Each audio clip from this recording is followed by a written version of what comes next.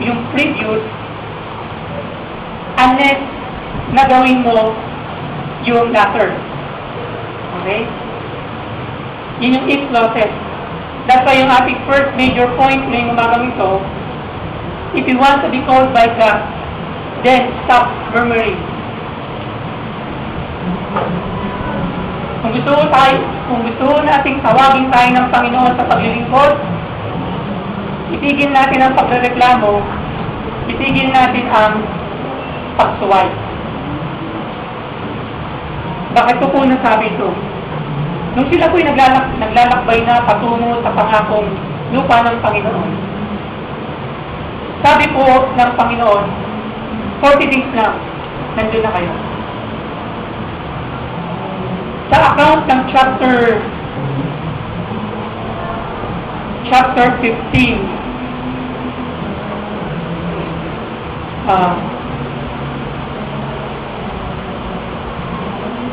rather 16 po. 15 and 16, chapter 15 and 16 po ng Exodus. Nakita po doon yung pagiging stubborn ng mga kanyang piniling bayan. Although may mga ibang nagkakapat, pero majority among those 4 to 5 million people stubborn sa kanilang puso.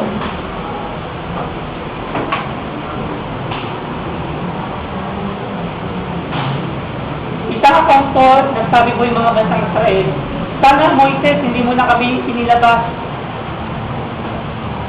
sa Egypt. Sapagkat kahit kami nagtatrabaho doon, nakakakain kami, well-fed kami pagdating sa pagkain, nakakapag-imbak kami ng mga pagkain para sa aming pamilya. Pero ngayon, yung sinasabi mong freedom, hindi ata freedom kung hindi suffering. Nagsasuffer yung aming mga anak. Nagugutom at walang makain. Kaya umiyak si Moises kay Lord. Lord, sino mo yung pinili mong bayan? Ako lang naman yung sumusunod sa iyong utos. Sabi mo, alisin ko sila sa pagkakabihag. Ngayon, umalis na kami, pero ba't nagreklamo sila? Gutom eh.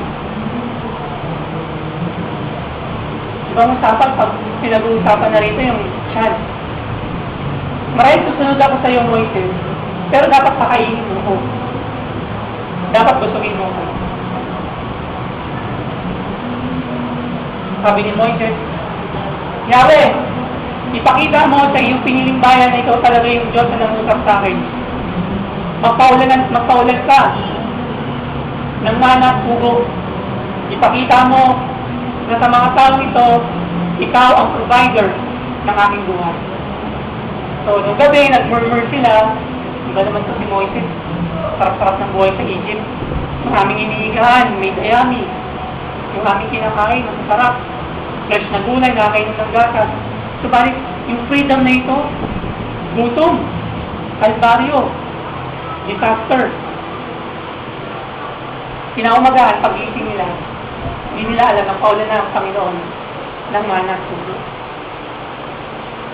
At ang tanong nila, saan ang galing ito? Obvious ka? Kay Yahweh na ating Diyos.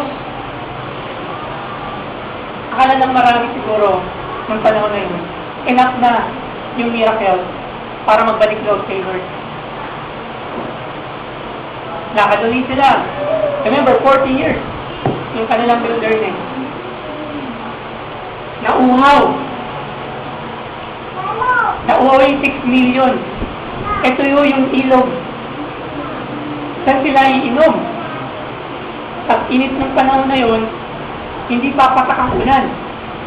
Lord, saan kami kukuha ng inumin? Nagreklamo na naman, nagmurmur na naman ang 6 na milyon. 4 to 5 million rather. Sa mga tao, Moises, oo na kami. Mamamatay na kami sa uhaw. Sabi ng Lord, upukin mo yung doon sa bato, may tubig. Actually, sabi kay Moses, huwag yung pukpukin. May lalabas talaga ng pusa. Dahil nainis na si Moses, pinupok niya yung tubig at doon, overflowing yung water na lumabas at nakainom yung 4 hanggang 5 milyong tao. Another miracle na nangyari sa kanilang buhay. But again, hindi naging sapat yung miracles na naranasan nila para magbalik loob kay Kristo. And then sabi ng Lord,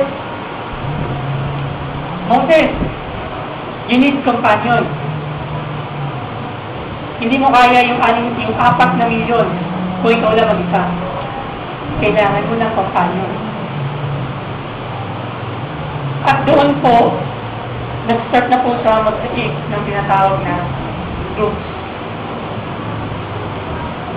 Andun yung kanyang mga soldiers, nandun yung kanyang high priest, which is Aaron, nandun din yung kanyang mga mighty and valor warriors, yung kanyang mga intercessors nandun. Nung time kong iyon, mayroon silang 3 miracle na all in all na naranasan. Crossing of the Jordan River, nung bumuka yung tubig. 9 ba yun? Yung bumuka yung tubig. Red Sea. Bumuka yung Red Sea. Another miracle, the first miracle na nangyari sa kanila. Wala pa rin pagbabalik loob. Second miracle is yung nagutom sila at wala silang makain, nagbaba ang Panginoon, nagpaulan ng Panginoon, ng mana at pugo, hindi pa rin nagbalik loob. Namamatay na sila sa uwaw dahil sa ginitong panahon na yun, ang palabas ng Panginoon ng tubig. Ikatlong miracle, hindi pa rin nagbalik loob.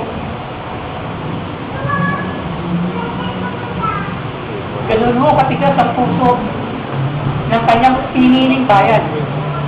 Kahit na na-ample na yung miracle na dapat nilang maranasan at magbalik loob sila, still hindi pa rin sila nagbalik loob. At ng panahon ko ngayon, sila po ay gagapiin na ng mga Amalekite people. Ito po ay pinamumunuan ni King Amalek. Siya po yung grandson ni Esau. Sino ba yung kapatid ni Esau? Si Jacob. So, di ba, mas blessed si Jacob kumpara kay Esau. At Esau ay nagrebelde doon kay Jacob. Kaya nagkaroon ng ng partition. Yung line ni Jacob, which is the Israelite people, and the line of Esau, which is the Muslim people. Yun po yung pinaka-historical background kung bakit nagkaroon po ng division between sa mga magkakapatid. At gusto pong sakupin ng bansang Amalekite yung mga Israelites. So bilang itinaga ng Panginoon na si Moses yung magiging instrument para alisin sila sa pagkakabihag, ang nangyari po ay ito. Kinakailangan ko ng mga tao na kasama sa akin na hindi nila vocabulary yung magreklamo, hindi nila vocabulary yung mag-rebelde, kung hindi ang kanilang vocabulary ay isa lang, obedience. Meron naman po siyang natakpuan at yung mga natakpuan po niya ay enough na para masabing ma-push po nila yung dakilang layunin ng Lord sa bansang Israel. Sabi po ni Moses doon sa verse 8, sabi niya kay Joshua, pumili ka ng mga magigising na mandirigma at may ipagtigma kayo sa kanila sa ibabang bundok doon sa tinatawag na kapapagan. Doon kayo may paglaban. Ako naman, kinabukasan, aakit ako sa bundok at meron ako isasama. So, nag-prepare na po si Joshua, Caleb, at yung mga mighty valor warrior po nila. Pinosisyon na po nila doon sa kapapagan. At yun yung ginawa ni Moses. Bilang head, hindi mo siya yung nakipagdigma. Meron siyang ginawang mas importante pa doon kaysa makipag-battle siya gamit ang sword. Nag-declare siya ng spiritual battle sa bundok. Kasama po niya si High Priest Aaron at si Hur. Sabi po doon,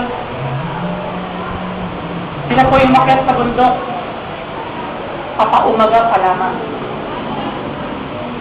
Kaya ikalawang punto po ng eat closet po natin ngayon If we want to grow in faith, then grow in faith.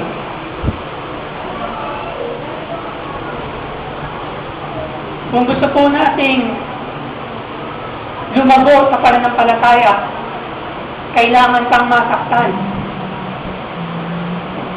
At kailangan mong mag-suffer for the sake of your faith. Nung nanalangin po si Moises, imagine po ninyo, nung nagpag-battle po sila, at nag-pray si Moses, sabi po, according to this sa ating description, from morning till sunset. Pag sinabi natin morning till sunset, 6 in the morning up to 6 in the evening, ilang hours yun? 12 hours.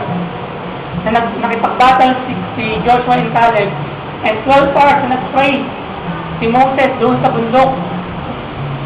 And every time na napapagod po si Moses, no, sabi po doon, nag-pray po siya, nakatayo, nakataas ang dalawang kamay. Yun po yung sign na every time na nakataas ang kamay ni Moses, yung dalawang kamay niya, nagkakaroon po ng victory.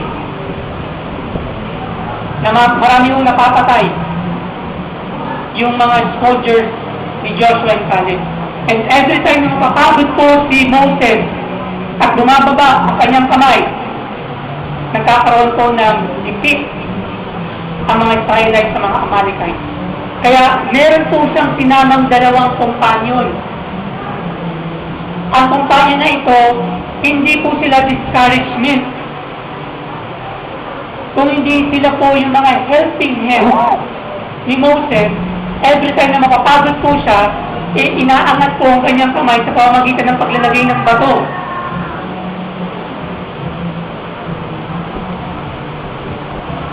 Pinapakita naman po doon na yung pananampalataya ni Moses napakataas. Why? Dahil nagkaroon po siya ng endurance. He endured every pain na kanya pong nararanasan.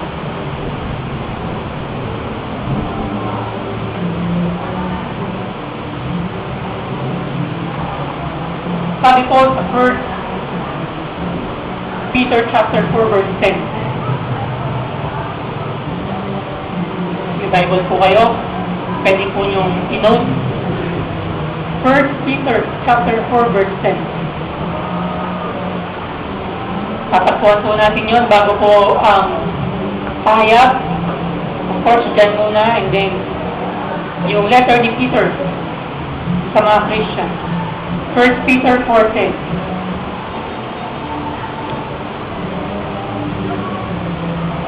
Para po sa mga walang Bible, naka-flash na po.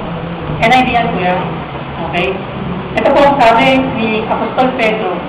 Paalala po niya sa mga naglilingkod sa iglesia na ito, sa church. 1 Peter chapter 4 verse 10, ito po ang sabi, each one should use whatever gift he has received to serve others. Remember, to serve others po yun. Faithfully administering God's grace in its various forms. Nung ginawa po ito ni Hur at ni Aaron, alam na nila na dapat nilang gampanan yung kanilang tungkulin. Even though iba-iba po yung ating gift sa loob ng church, iba-iba yung ating mga talents and skills, pero dapat ito po yung magamit po natin for one purpose, to serve others. Others. Hindi po inwardly, kung hindi outwardly. Hindi po tayo pakamig. Pabigay po ang ating paglilingkod. At yun po yung ginawa ng dalawang taong yun.